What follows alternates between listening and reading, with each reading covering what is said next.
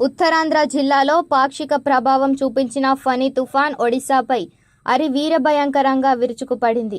ఈ ఉదయం 10:30 ప్రాంతంలో తీరం దాటిన ఈ తీవ్ర పెను తుఫాను ధాటికి ఒడిశా తీరం చిగురుటాకులా కనిపించిపోయింది.